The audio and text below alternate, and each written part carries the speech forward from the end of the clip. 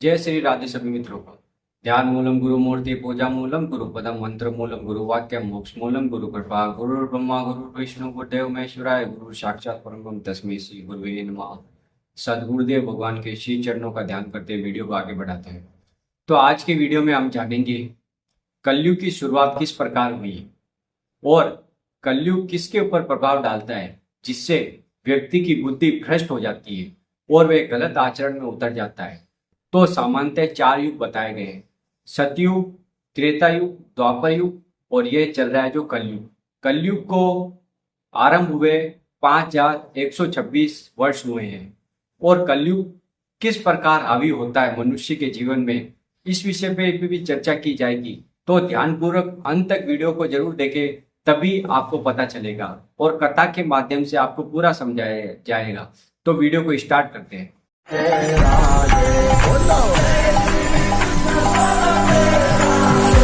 सबसे पहले हम जान लेते हैं, ये महाभारत काल की बात है जब राजा परीक्षित जंगल से गुजर रहे थे।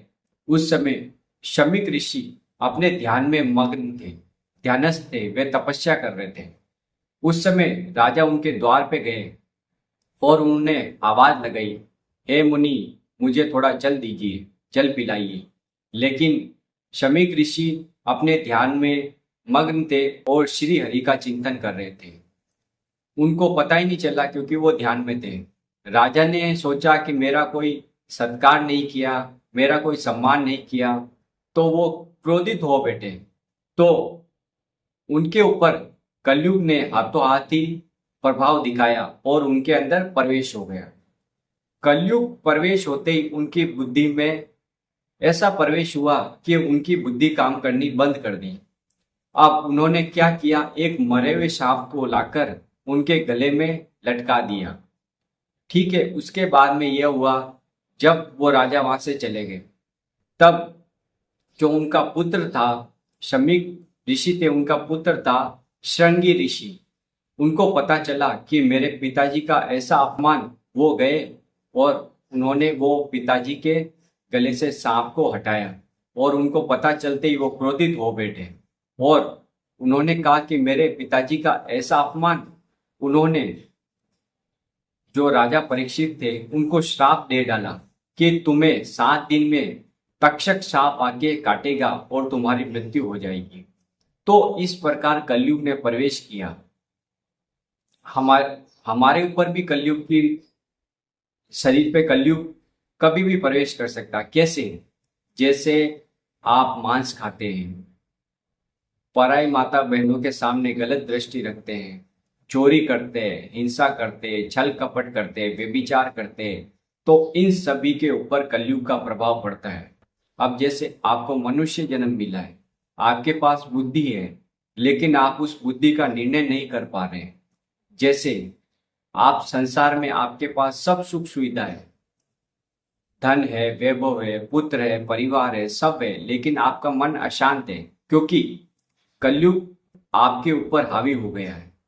क्योंकि जब तक आपका सात्विक आहार नहीं रहेगा, लोगों को आप सुख नहीं पहुंचाओगे, धर्म से नहीं चलोगे, तो कलयुग प्रभाव डालेगा ही डालेगा। क्योंकि जब तक व्यक्ति श्री हरि का भजन नहीं करता है, उसके ऊपर कलयुग का प्रभाव रहता है।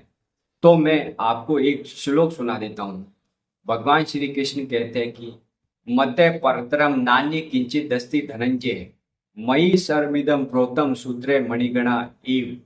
इसका भावार्थ ये है कि हर जगह वासुदेव श्री कृष्ण ही इस पृथ्वी पर व्याप्त है और हर जगह, लेकिन हमें नजर नहीं आते। जैसे मोती में धागा पिरोया जाता है, वो हमें दिखता है, उसी प्रकार यहाँ पे संसार में हर जगह ईश्वर व्याप्त है, लेकिन हमें दिखाई नहीं देते, लेकिन वो हैं क्योंकि भगवान स्वयं कह रहे हैं।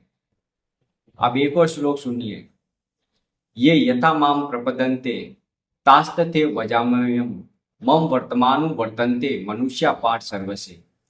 इसका भावार्थ ये है कि जो प्रभु श्री कृष्ण को जिस प्रकार भजन करता है, उससे उसी प्रकार उसको फल की प्राप्ति होती है और वो माया से दूर चला जाता है। तो मैं आपको श्लोक इसलिए बता रहा हूं कि जो भगवत गीता में श्लोक बताए गए हैं उनसे आपको भी पता चलेगा कि भगवान का स्मरण और नाम जप करना कितना आवश्यक है। नहीं तो ये कलयुग आपकी बुद्धि भ्रष्ट कर देगा। एक और श्लोक आपको बता देता हूँ जो भगवान श्री कृष्ण ने स्वयं बताया है। वो ये बताया है, बहुनाम जन्म नामन्ते ज्ञानवान मां प्रपदन्ते वासुदेव सर्वमिति स महात्मा सो दुर्लभ है। बहुत जन्मों के अंत के जन्म में मनुष्य को पता चलता है कि इस पृथ्वी पे संसार में वासुदेव प्रभु श्री कृष्ण के अलावा कोई नहीं है और उनका ही भजन करना हमारा कर्तव्य है और वो सबको भगवान रूप में देखते हैं। तो जैसे हमारे परिवार में कोई लड़ाई झगड़ा होता है, कलह अशांति होती है, जैसे पत्नी से लड़ाई झगड़ा होता है, वो किस कारण? आपने पत्नी को अपना भगवान का दर्जा नहीं दिया है, माता पिता को भगवान का दर्जा नहीं दिया है, इसलिए आप उन पे क्रोध करते हैं और आप खुद जलते रहते हैं। आपका मन डिप्रेशन में चला जाता है, आप मानसिक रोग से परेशान हो जाते हैं, क्योंकि आपको सभी में वासुदेव नजर आने चाहिए। जब आपका परिवार शांत रहेगा, सुख सुविधा मिलेगी और इस परलोक में और इस लोक में और परलोक में दोनों जगह आपको सुख शांति मिलेगी, क्योंकि जो हर जगह ईश्वर व्याप्त है उनको ही हमें देखना है। कोई हमारी बुराई कर रहा है, निंदा कर रहा है, चुगली कर रहा है, हमें उसके ऊपर ध्यान नहीं देना है, हमें उसे सुख पहुंचाना है। वो हमारे साथ कितना भी प्रतिकूल व्यवहार करे, लेकिन हमें उसके साथ प्रतिकूल व्यवहार नहीं करना है। पत्नी हमें कुछ भी बोले, हमें सिर्फ सुनना है, जवाब नहीं देना है। ये सोचना है कि हमारा कोई कर्म का परिणाम होगा और अपनी जिह्वा से राम कृष्ण हरि जपते रहना है, जिससे आपकी बुद्धि पवित्र होगी और मन भी शांत होगा। ये उपदेश नहीं है, ये जीवन में धारणा जब आप धारण कर लोगे और प्रभु के नाम में आपकी आसक्ति होगी तो आपको खुद को पता चल जाएगा कि नाम में कितनी बड़ी शक्ति है। नाम में इतनी शक्ति है कि जो आपके मन के अंदर जो गलत भावनाएं हो रही है वो धीरे धीरे काम क्रोध लोभ मद मत्सर की ये खत्म होगी। किसी से ईर्ष्या करना, किस धन का लोभ करना, दूसरे की बुराई करना, चुगली करना, छल कपट करना, धन अर्जित करने के लिए गलत कार्य करना, मांस खाना, शराब का सेवन करना, ये सभी गलत आचरण है। जब तक ये आप आचरण नहीं छोड़ोगे तब तक आप भगवत मार्ग में नहीं चल सकते और श्री कृष्ण की कृपा आपके ऊपर नहीं बरसेगी। अगर आप जिह्वा से राधे राधे राधे इस प्रकार जप रहे हैं तो आपका कल्याण अवश्य होगा, क्योंकि जो नाम जप करता है उसके समस्त पाप खत्म हो जाते हैं और इस जन्म में जो गलती भी हो जाए तो प्रभु श्री कृष्ण क्षमा करते हैं। यही है, लेकिन उससे बार बार गलती नहीं होनी चाहिए। उसे पता है कि ये गलत है तो उसे नहीं करना चाहिए। उसे सत्य के मार्ग पे चलना चाहिए और हमेशा दूसरों की भलाई करना चाहिए।